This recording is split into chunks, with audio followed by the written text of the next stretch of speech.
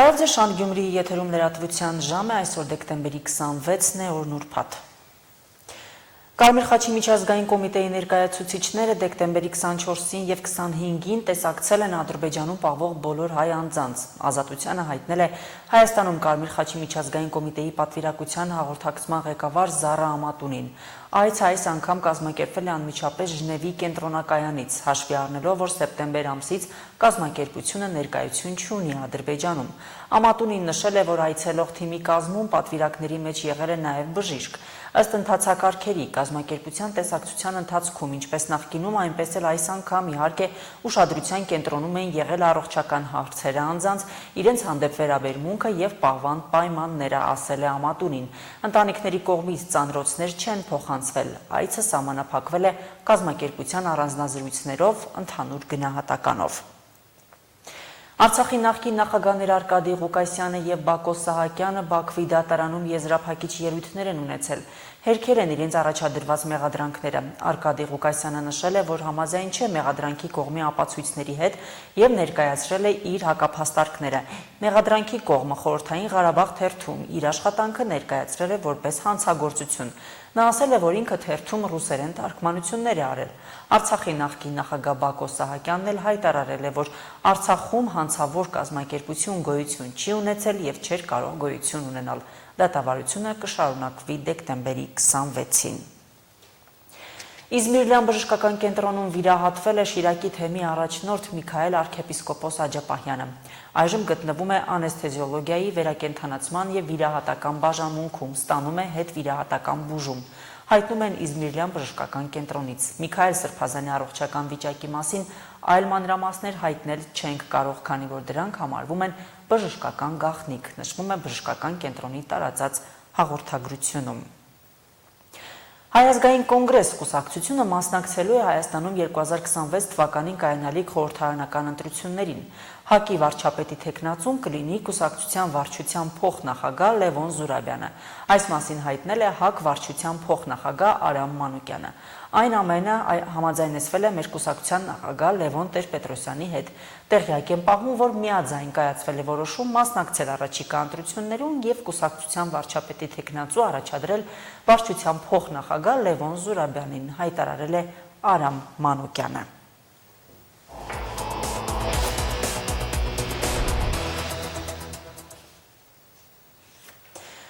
Վրաստանի պետական անվտանգության ծառայությունը ձերբակալել է պաշտպանության նախկին նախարար Բաչո Ախալայային։ Ձերբակալությունը տեղի է ունեցել հոկտեմբերի 4-ին Թբիլիսիում տեղի ունեցած բռնի բողոքի ակցիայի կազմակերպման պատճառով։ Ըստ մեղադրանքների Ախալայան այդ ակցիաները ղեկավարել է առցանց հավելվածի միջոցով եւ եղել է գլխավոր կազմակերպիչը։ Պետական անվտանգության ծառայության պնդմամբ ակցիայի կազմակերպիչները բազմիցս համացանցով կապ են հաստատել Ախալայայի հետ, նախքան նախագահական պալատը, այսպես ասած, գրավելու ծրագրի մասին հայտարարել է։ Նրա կինը Աննա Նադարեշվիլին նույնպես ձերբակալվել է գործի շրջանակներում, սակայն հետո ազատ է արձակվել։ Հիշեցնենք, որ Ախալայան ուժային բարձր պաշտոն զբաղեցրել է նախկին նախագահ Միխայել Սաակաշվիլիի կառավարությունում։ Ծննդյան տոնի օրը Միացյալ Նահանգները հարված է հասցրել Նիգերիայում։ Միացյալ Նահանգների նախագահ Դոնալդ Թրամփը հայտարարել է, որ ԱՄՆ հզոր եւ մահաբեր հարված է հասցրել Նիգերիայի հյուսիս-արևմուտքում գտնվող իսլամական պետություն խմբավորմանը։ Նա խմբավորմանը մեղադրել է անմեղ քրիստոնյաների դաժան եւ նպատակաուղղված սպանությունների մեջ։ Նիգերիայի արտաքին գործերի նախարարը ասել է, որ դա համատեղ գործողություն էր ահաբեկիչների դեմ։ Ավելի վաղ Դոնալդ Թրամփը կարգադրել էր ամերիկյան զինուժին նախապատրաստվել Նիգերիայում իսլամիստական խմբավորումների դեմ գործողություններին։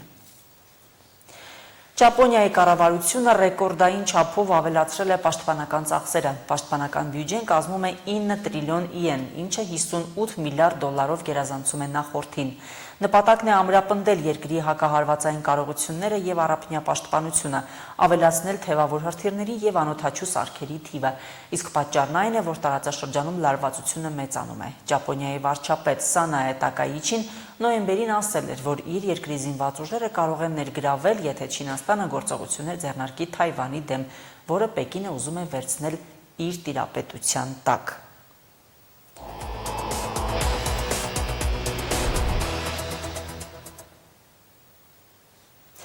Սուրբ Ծննդյան նախօրեին Կալիֆոռնիան տուժել է ուժեղ անձրևներից, որոնք հանգեցրել են լայնածավալ ջրհեղեղների։ 3 մարդ մահացել է, մոտ 200,000 տուն մնացել է առանց էլեկտրաէներգիայի, գրեթե 8 միլիոն բնակիչ ներկայում վտանգի տակ է։ Ավելի վաղ բնական տարերքից տուժել էին Վաշինգտոնն ու Օրեգոնը։ Սառը օդային հոսանքները որոշ տեղերում անձրևը վերածել են ձյան, ինչն էլ ավելի է բարդացրել իրավիճակը։ Նահանգապետ Գևին Նյուսոմը մի քանի շրջանում արտակարգ դրություն է հայտարարել։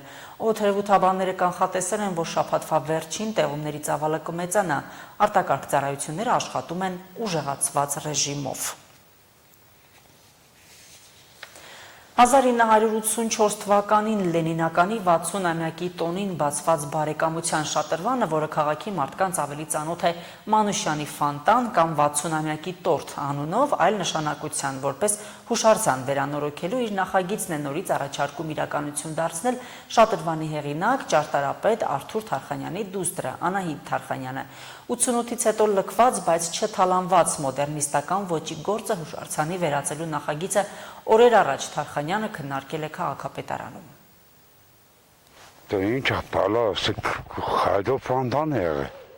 Նոստալգիկ հիշողություններ Անտառավան թաղամասի բոլոր տարեցներն ունեն։ Շատրվանի բացումը 80-ականներին քաղաքի կարևոր իրադարձություններից մեկը դարձավ։ Այնքան սիրեցին այս գործը, որ թաղամասը ֆոնտան անունով հայտնի դարձավ։ 2 տարի է տևել բարեկամության շատրվանի կառուցումը։ 1984 թվականին բացումը կենտրոնական իշխանության մասնակցությամբ մեծ իրադարձության է վերածվել։ Բոլորը ստեղ հերս օրմի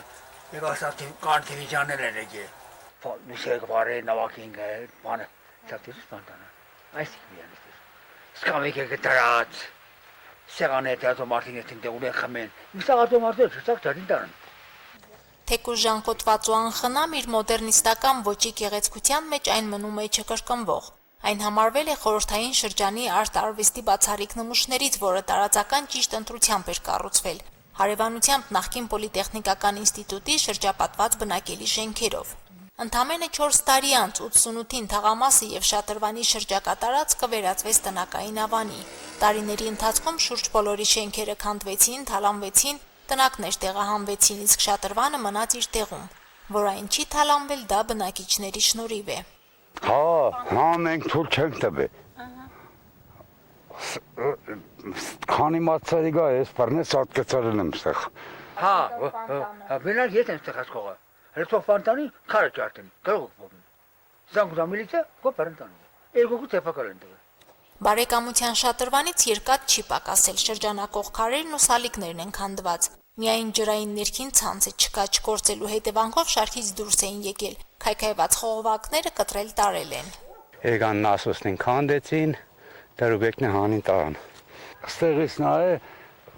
կդրին տարան այդ բաները անայ տեսնք։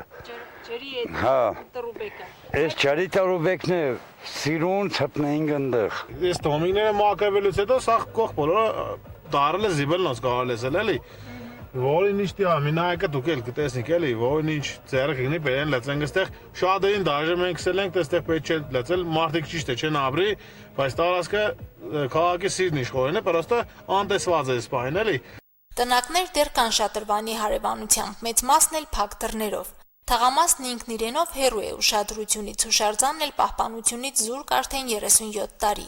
Ճարտարապետ Արթուր Թարխանյանի գործը վերականգնելու, պահելու մի քանի առաջարկներ եղել են եւ հենց այնպես խոսվել անցել են։ 6 տարի առաջ ճարտարապետի դուստրը Անահիտ Թարխանյանը նախագիծ ներկայացրեց, որն այս պահին էլ համարվում է կենսունակ առաջարկ։ Նախագիծն ընթացք չունեցավ ներդրումների ֆինանսավորողի բացակայության պատճառով։ Շատրվանը որպես հուշարձան բացելու նախագծի թեման Անահիտ Թարխանյանը նորից է թարմացրել։ Շաբաթներ առաջ հանդիպել է Գյումրիի քաղաքապետարանի պատասխանատուների հետ։ Խոստացել են վերականգնման ծախսերը հոգալ։ Հիմա քաղաքապետարանը իր վրա է վերցրել ֆինանսավորումը, մենք էլ փորձենք այն ֆինանսավորման մեջ, որը որ տրամադրում է եւ պատրաստ է տրամադրել քաղաքապետարանը, տեղավորվենք այդ սահմաններում։ Վերականգնման համար ինչքան գումար է անհրաժեշտ եւ քաղաքապետարանը ինչ միջոցներ է ուղղելու այդ նպատակին, այս ամենի մասին պարզաբանումներ տալ հայտնեցին, թե առայժմ հարկ չեն համարում։ Ճարտարապետ Անահիտ Թարխանյանի 2019 թվականին ներկայացրած նախագծում ոչինչ չի փոխվել։ Այն է պահպանելով նախկին տեսքը գործարկել ոչ որպես շատրվան, այլ լուսային էֆեկտներով հուշարձան։ Եռաչափ մոդելավորումը պատկերացում է տալիս առաջարկած նախագծի մասին։ Ներսի շիթը շատրվանի մենք չենք վերականգնի, այսինքն շատրվանը ներսի մասը կմնա որպես առանձին քանդակ,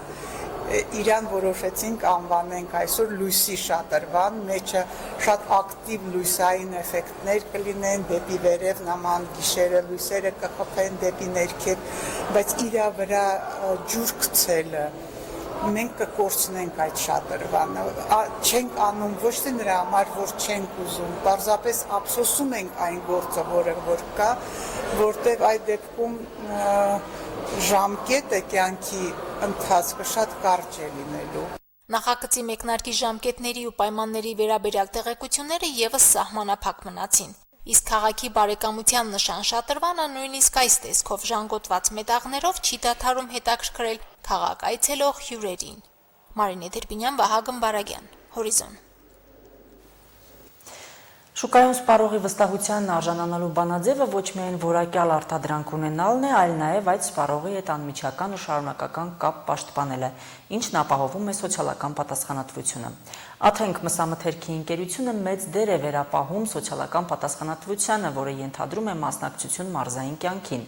Այդպիսի մասնակցության օրինակ է Գյումրիի խոցելի խմբերի 200 երեխաների համար կազմակերպված ամանորյա միջոցառումը։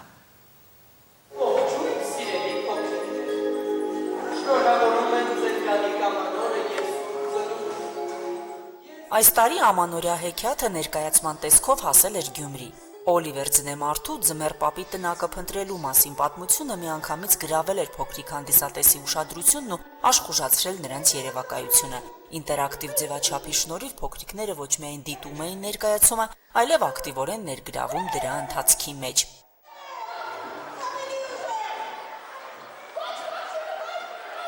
Ամանորյա այս միջոցառումը սննդամթերքի ոլորտի բացարձակ առաջատար Աթենք մսամթերքի ընկերության բարեգործական նախաձեռնությունն է, ուղղված Գյումրիում բնակվող խոցելի խմբերի շուրջ 200 երեխաներին։ Միջոցառման նպատակը երեխաների համար տոնական տրամադրություն ստեղծելն էր, ապահովելով հիշարժան եւ ուրախ օր։ Սննդամթերքի ոլորտի խոշոր հարկատու Աթենք մսամթերքի ընկերությունը սոցիալական պատասխանատվությունը համարում է իր գործունեության առանցքային ուղղություններից մեկը, շարունակաբար իրականացնելով համայնքային նշանակություն ունեցող նախաձեռնություններ։ Մեզ համար կարևոր է, որ մեր պատասխանատվությունը արտահայտվի ոչ միայն մեր արտադրատեսակների մեջ, այլ նաև մեր սոցիալական պատասխանատվության շրջանակներում։ Սոցիալական պատասխանատվությամբ աչքի ընկնող ընկերությունը կարևորում է համայնքային կյանքի ակտիվ աջակցությունն ու մասնակցությունը, ձևավորելով մարդասիրական արժեքների վրա հիմնված պատասխանատու մոտեցում։ Ամանորյա այս նախաձեռնությունը այդ արժեքներին հավելեց նաև երեխաների անկեղծ ուրախությունն ու տոնական ջերմությունը։